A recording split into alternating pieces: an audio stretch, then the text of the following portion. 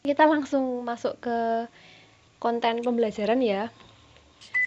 Jadi di sini untuk tujuan perkuliahan metode penelitian eksperimen itu teman-teman bisa memahami dasar penelitian eksperimental. Kemudian mampu melakukan penelitian eksperimen psikologi dengan metode yang tepat dan memperhatikan kode etik psikologi. Kemudian yang ketiga, teman-teman mampu melaporkan hasil penelitian eksperimennya.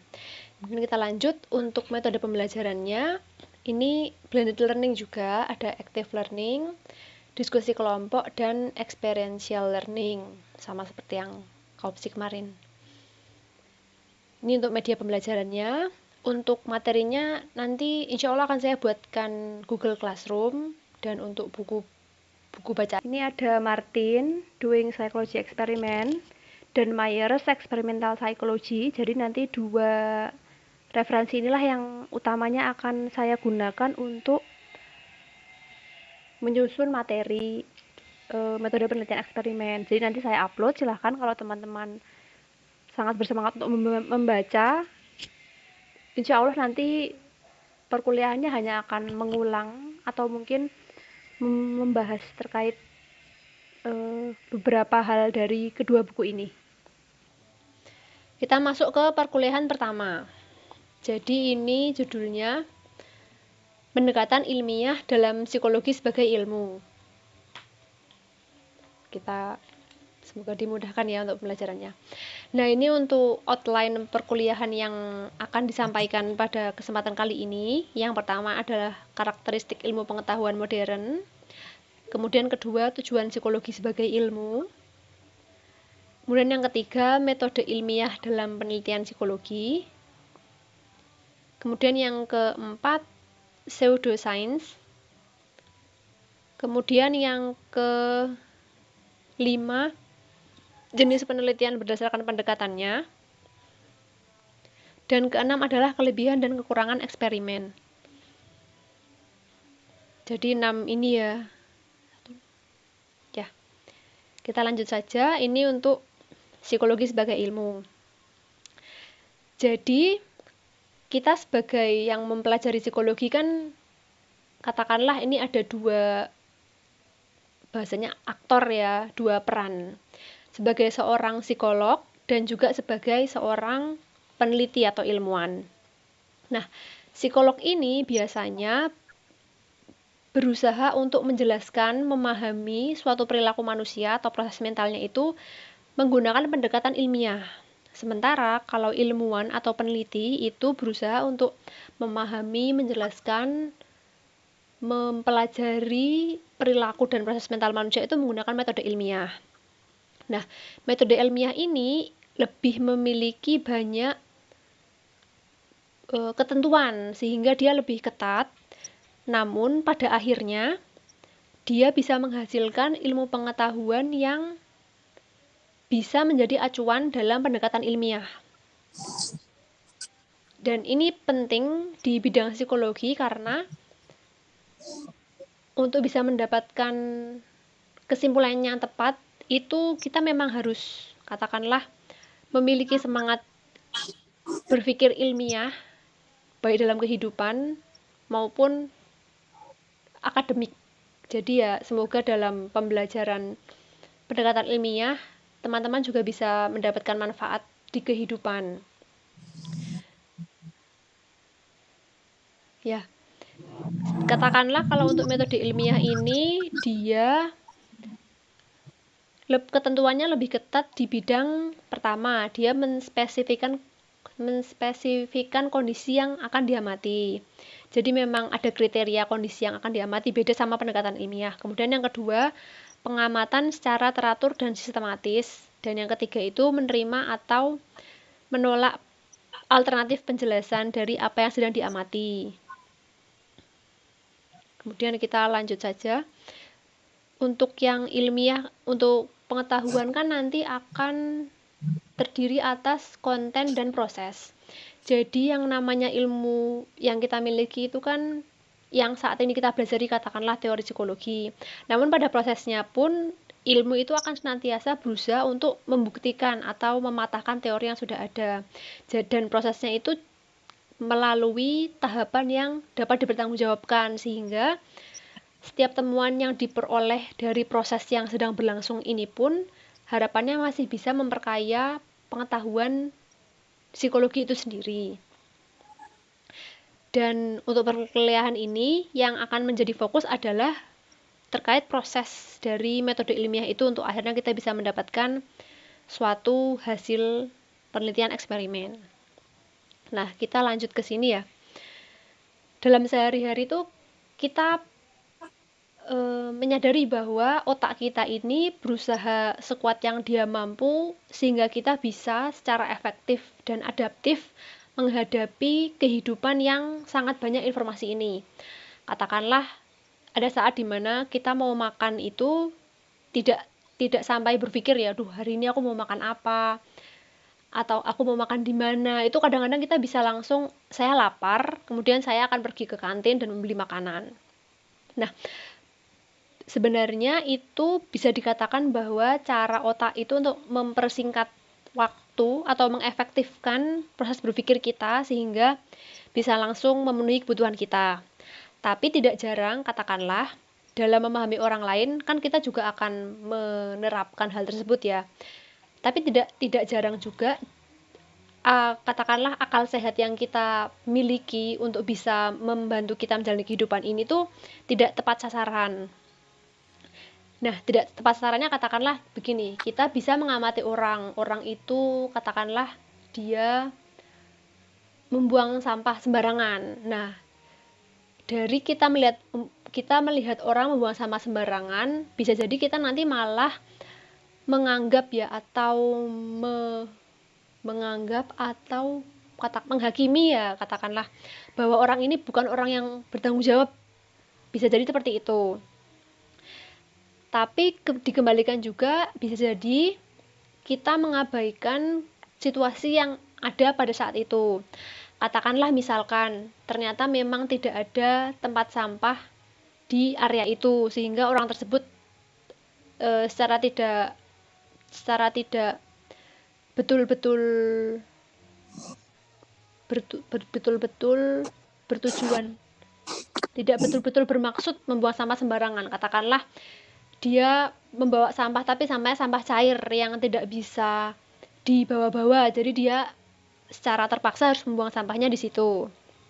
Begitu, jadi tidak jarang akal sehat atau usaha kita atau cara yang dikembangkan otak untuk kita bisa beradaptasi dengan kehidupan itu sangat terbatas dengan setidaknya dua hal. Yang pertama adalah kurangnya informasi kita terkait kondisi psikologis dan strategi pengambilan keputusan kita yang tentunya akan sangat dibatasi banyak hal. Katakanlah begini, mungkin bisa diperbandingkan ya teman-teman yang masih belajar psikologi dan saya yang ternyata mendapatkan peran untuk mendampingi teman-teman dalam pembelajaran. Nah, bisa jadi malah akal sehat antara saya dan teman-teman semua ini malah lebih baik ke teman-teman. Karena beberapa faktor tadi, katakanlah ternyata saya memiliki sumber info psikologis yang masih kurang. Jadi saya untuk bisa mengambil keputusan atau mengamati atau bahkan memahami orang lain itu tidak cukup baik dibandingkan teman-teman semua. Dan tentunya kan itu didapatkan dari katakanlah pengalaman dan juga apa yang kita pelajari dari orang lain. Jadi di sini metode ilmiah mulai datang. Nah, kemudian karena katakanlah saya tidak memiliki akal sehat yang cukup baik ya, karena sumber data saya kan kurang untuk bisa membuat keputusan. Pada akhirnya saya, ini namanya common sense, pada akhirnya saya memiliki kesalahan dalam menyimpulkan sesuatu. Ini beberapa contoh kesalahan yang didapat dari akal sehat atau common sense ya. Ada overestimasi konsistensi sifat. Jadi kita melihat orang dalam suatu kejadian dan kita melabelinya dengan suatu sifat, dan kita menganggap bahwa pada setiap kesempatan atau setiap kejadian, setiap waktu, orang tersebut akan bertindak secara konsisten sesuai sifat yang kita sematkan.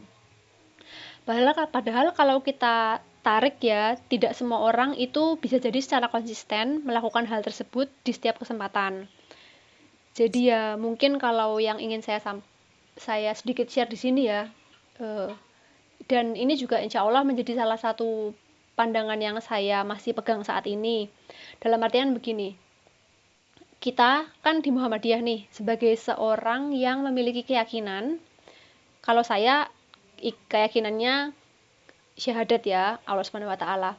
Itu saja ada kisah yang katakanlah dia ini sudah membunuh orang 100 kalau tidak salah ya, saya agak lupa cerita aslinya. Tapi di akhir kehidupannya pun beliau masih memiliki kesempatan untuk diterima tobatnya.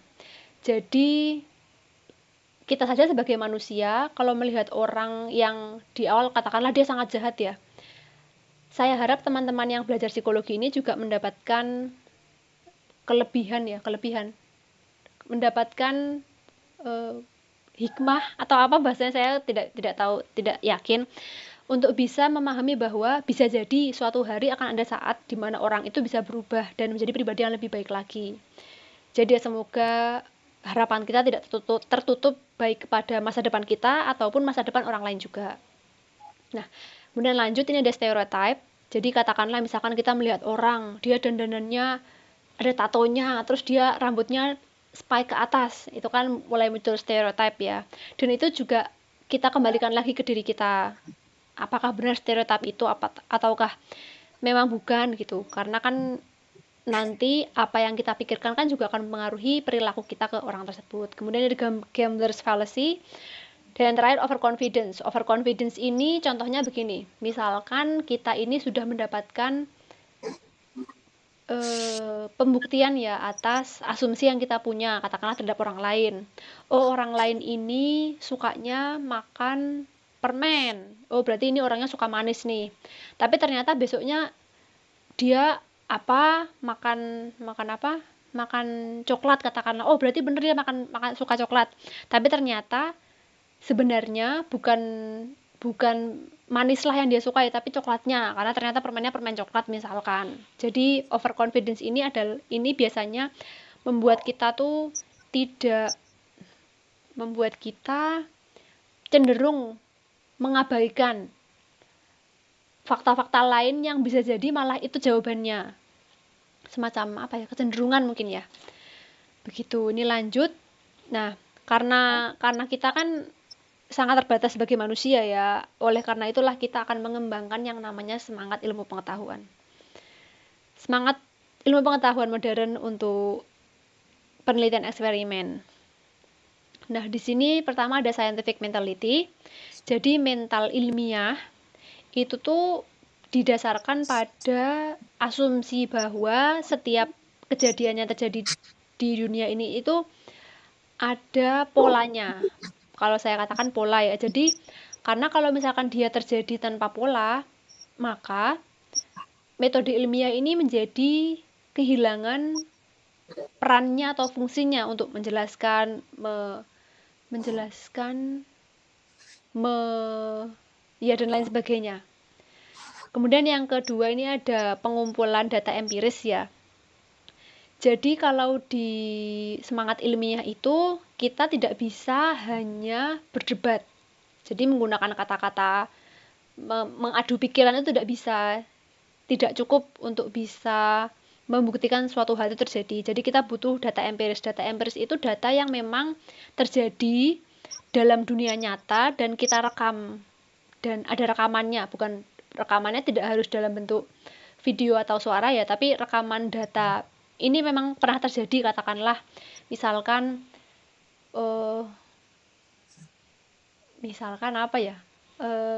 data empiris yang terlihat, katakanlah misalkan ada tanaman daunnya pink, terus kita punya datanya dan datanya bisa dipertanggungjawabkan secara ilmiah, itu menjadi data empiris. Nah, kemudian ini kita general principle ya, atau prinsip umum. Jadi dalam kita berkecimpung di dunia ilmiah itu kita pada akhirnya berusaha untuk mempropos tuh bahasa Indonesianya apa ya? Mengajukan suatu prinsip umum dari suatu kejadian. Kemudian yang ketiga ini ada good thinking. Mohon maaf, keempat, good thinking ini macam-macam ya. Jadi dia ada, katakanlah, harus sistematis. Jadi dalam penelitian kita, khususnya yang eksperimen itu, kita harus berpikir secara sistematis, secara objektif, kemudian secara rasional, dan secara sederhana atau parsimoni. Dan ini cukup penting karena manusia kan banyak kurangannya. Jadi ya kita harus sering-sering untuk mengembalikan diri kita ke tahapan ini, ke pedoman ini. Kemudian yang kelima ada self correction. Dan ini penting ya. Yang namanya peneliti yang baik itu adalah peneliti yang berani mengakui kalau dia memang salah. Mungkin tidak cuma peneliti ya, tapi manusia juga ya. Jadi manusia yang baik itu yang berani mengakui kalau dia salah, karena memang dia menyadari bahwa kekurangannya manusia itu tidak akan pernah bisa sempurna. Jadi, kalaupun kita sebagai peneliti sudah berusaha sekuat yang kita mampu untuk bisa merancang penelitian dan lain sebagainya, itu bisa jadi masih ada luput kesalahan yang terjadi dan itu bisa mempengaruhi hasil yang kita peroleh. Dan di situ ya kita berusaha untuk kalaupun misalkan kita masih ada temuan yang kita peroleh, ya kita tidak menutup kemungkinan bahwa bisa jadi ada hal lain lagi yang bisa mempengaruhi hasil atau kejadian yang tidak bisa kita rekam pada penelitian kita. Kemudian yang ke-6 ini ada publikasi hasil ya. Jadi publikasi ini penting untuk pengembangan ilmu pengetahuan, karena dengan seorang peneliti yang dia itu menyembunyikan hasil penelitiannya, itu tidak ada kebermanfaatan dari apa yang dia lakukan. Contoh kasusnya ya, misalkan seperti kita balik lagi ke kasus penyebaran virus corona. Kalau yang saya bacakan itu pada awalnya sempat ada usaha menutupi ya dari pihak beberapa di rumah sakit di Cinanya, dan itu ya pada akhirnya bisa sangat fatal ya. Jadi temuan penelitian ini cukup penting untuk didiskusikan, baik katakanlah kalau di psikologi kan nanti kita bisa dengan segera katakanlah mengembangkan intervensi untuk sebuah gangguan apa begitu kan, dan itu lebih baik begitu. Kemudian yang terakhir ketujuh ini penelitian yang kita lakukan itu harus bisa direplikasi atau diulang oleh peneliti lain dan menghasilkan hasil yang sama atau berbeda juga tidak apa-apa, asalkan ada penjelasan yang bisa dipertanggungjawabkan secara ilmiah di situ. Jadi di sini tidak ada akan sangat menjadi aneh jika suatu penelitian itu hanya bisa dilakukan satu kali tanpa bisa direplikasi. Dan kalau hanya satu kali pun juga pada akhirnya kan malah jadi diragukan hasilnya. Jadi ya mungkin kurang lebih ini adalah 7 karakteristik ilmu pengetahuan modern yang cukup banyak dibangun oleh metode penelitian eksperimen. Nah, kita lanjut psikologi sebagai ilmu. Psikologi sebagai ilmu sendiri itu setidaknya memiliki 4 tujuan ya. Jadi psikologi ini mendeskripsikan, melakukan prediksi, melakukan penjelasan, dan mengkontrol, katakanlah suatu perilaku. Jadi psikologi sebagai ilmu ini harapannya bisa memprediksi katakanlah perilaku, dapat mendeskripsikan suatu perilaku atau sifat atau sebagainya yang ada di psikologi, kemudian bisa menjelaskan bagaimana suatu kejadian atau mungkin proses mental seseorang itu bisa bisa terlaksana, bagaimana mekanisme dinamikanya bagaimana, dan kemudian yang terakhir adalah mengontrol.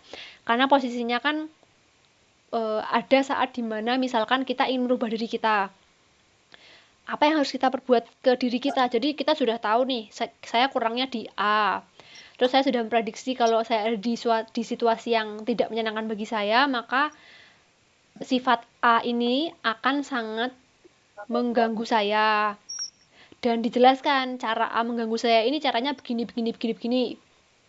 Nah, sekarang yang saya harus lakukan adalah bagaimana saya bisa mengontrol A sehingga saya bisa hidup dengan lebih baik lagi contohnya. Nah, ini penjelasan singkat terkait psikologi sebagai ilmu ya. Kemudian lanjut. Nah, kalau berdasarkan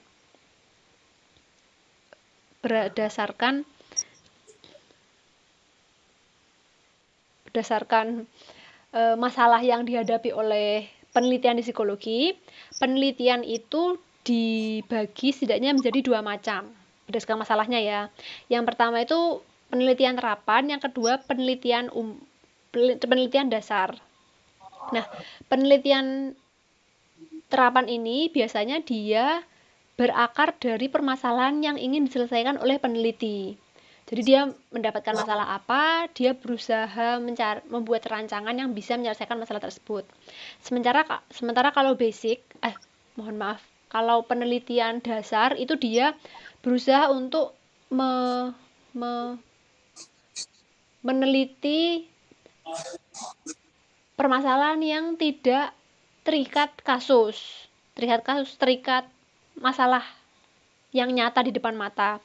Namun pada akhirnya penelitian yang dasar ini pun juga akan menemukan jalannya untuk bisa mengatasi permasalahan yang ada di dunia nyata. Jadi hanya saja memang cukup lama ya, cukup membutuhkan waktu yang cukup lama hingga akhirnya hasil dari penelitian dasar ini menjadi solusi untuk masalah yang ada.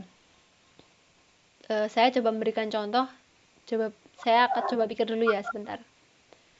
Misalkan penelitian terapan, dia ini katakanlah ada kasus kemiskinan di Indonesia yang kita ingin selesaikan.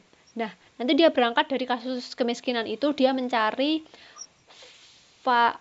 variabel yang bisa dimanipulasi. Katakanlah dia mengambil pendidikan.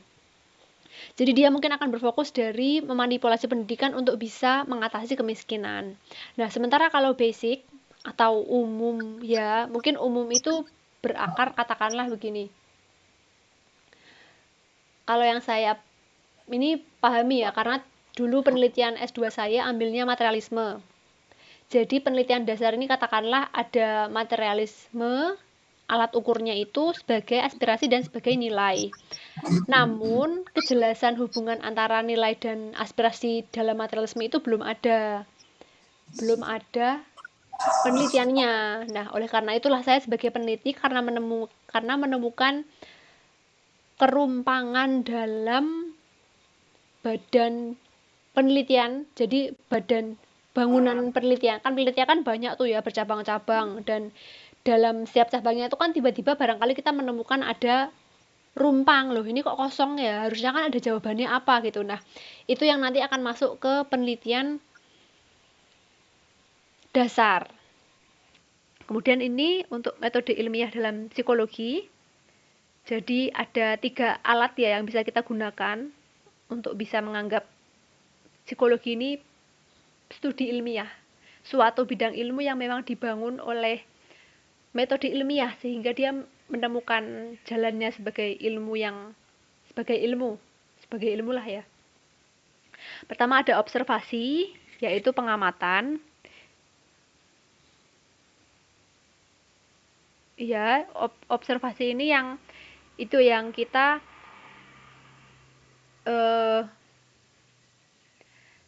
melakukan pengamatan atau pencatatan suatu kejadian secara sistematis, dan hanya kejadian yang bisa diamati lah yang bisa kita pelajari secara ilmiah atau secara scientifically. Dan yang kedua itu pengukuran. ini dari kejadian atau variabel yang kita amati ini bisa diukur atau dikuantifikasi atau diberikan angka di studi tersebut. Kemudian yang ketiga ini ada eksperimentasi.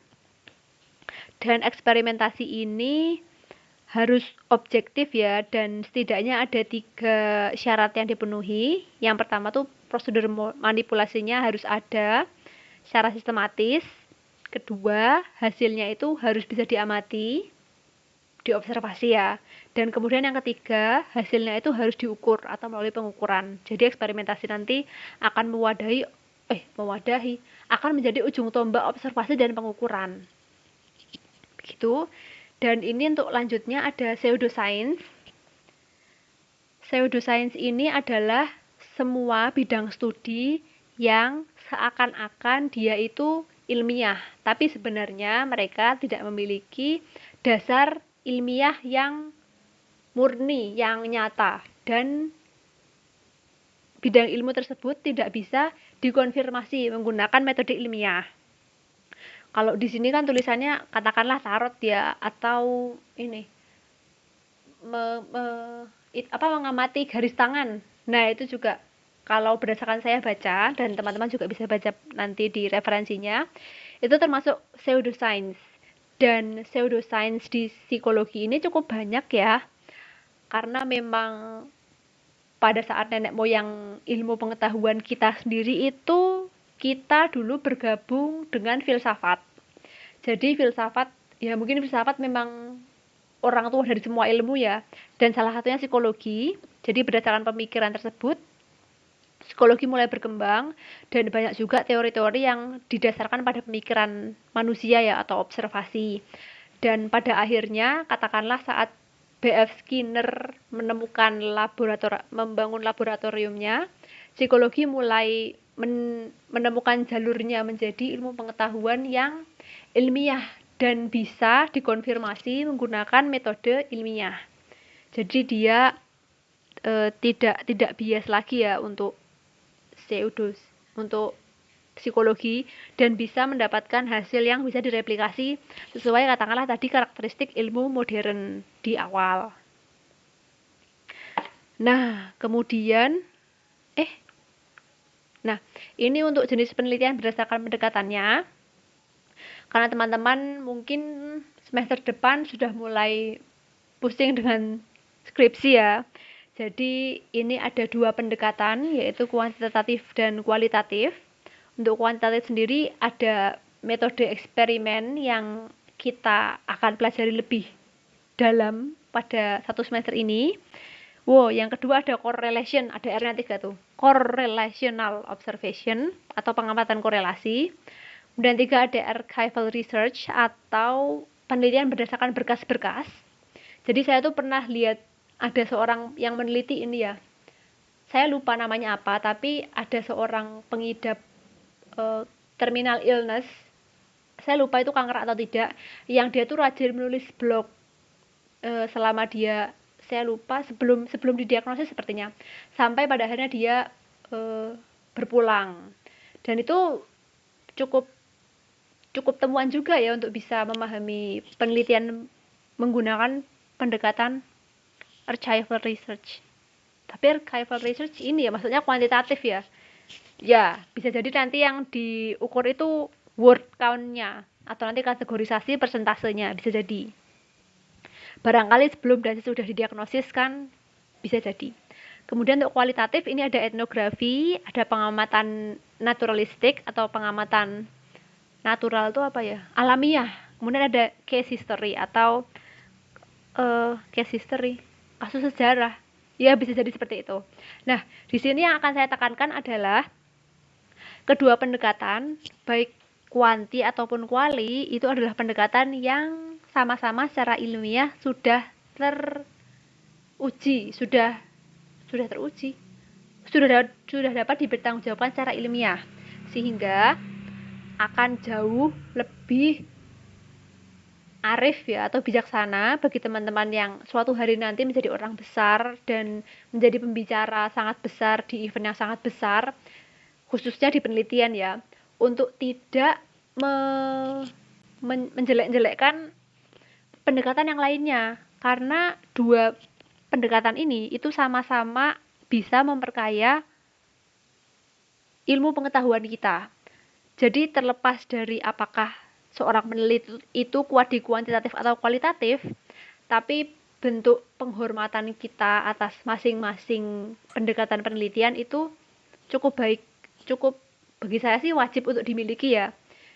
Jadi ya semoga teman-teman kedepannya tidak pecah menjadi kubu kuanti atau kuali, tapi lebih ke arah kayak ayo kita sama-sama mencari ilmu pengetahuan dari kuanti atau kuali.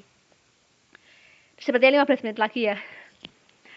Oke, kita lanjut. Di sini ada kelebihan dan kekurangan eksperimen. Ini memang ada beberapa desain penelitian, tapi kita fokus saja di metode eksperimen di atas ini. Yang pertama, kelebihannya adalah memungkinkan kontrol yang presisi, baik dalam perlakuan atau subjek yang kita inginkan atau kondisi yang kita pilih itu bisa. Tapi negatifnya adalah dia cenderung artificial. Kalau bubuk makanan tuh artificial apa ya bahasanya? Kayak rasa pabrikan gitu ya. Kok kayaknya ini rasa sintetis gitu. Padahal enak ya Indomie misalkan. Mohon maaf saya nyebut merek. Dan yang kedua ini memungkinkan kesimpulan yang kausal atau sebab akibat.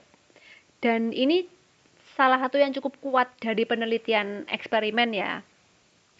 Karena korelasi itu hanya bisa sebatas erat tidaknya. Kita tidak bisa menyampaikan bahwa ini karena ini itu tidak bisa, hanya di eksperimen. Dan yang untuk kelemahannya, kekurangannya itu dia banyak distraksi atau distraksi itu apa? Instrusif tuh instruksi. Saya mau bahasanya apa ya? Instruksi itu. Aduh, saya lupa. Gangguannya ya, banyak gangguannya. Katakanlah kita sudah melakukan pengaturan ya, setting tempatnya, lokasinya, kemudian respondennya, tapi ada aja nanti yang kita temukan tuh tidak bisa kita kontrol. Jadi intrusifnya tuh cukup tinggi. Katakanlah maunya tuh umurnya respondennya ini sampai ini, tapi adanya cuma ini. Jadi ending-endingnya kita akan melakukan adjustment atau malah mengurangi sampel kita. Dan yang ketiga ini ada memungkinkan pengukuran yang presisi, karena kan nanti kita operasionalisasikan ya. Tapi kurangnya adalah kalau untuk perilaku yang rumit itu sangat sulit untuk diukur. Kemudian kelebihannya lagi, eksperimen memungkinkan untuk kita bisa melakukan pengujian teori. Ini teori itu benar apa enggak, reliable apa enggak, bisa memprediksi apa enggak, bagus apa enggak, berkualitas apa enggak, dan lain sebagainya itu bisa dieksperimen. Kemudian di kelemahannya adalah kalau untuk penelitian yang sifatnya menjelajahi itu dan tidak terstruktur ya, itu sangat susah untuk diterapkan di eksperimen. Sebagai contoh seperti yang kita ketahui, pengembangan teori Big Five itu awalnya kan sangat susah ya, karena mereka menyebarkan, seingat saya tuh ini, kuesioner terkait sifat-sifat manusia dan nanti dikelompokkan pada akhirnya mengkerucut menjadi 5. Itu tidak bisa diakomodasi oleh eksperimen. Begitu, itu untuk 4 kelebihan dan kekurangan penelitian eksperimen. Dan itu saja materi kita untuk kesempatan kali ini.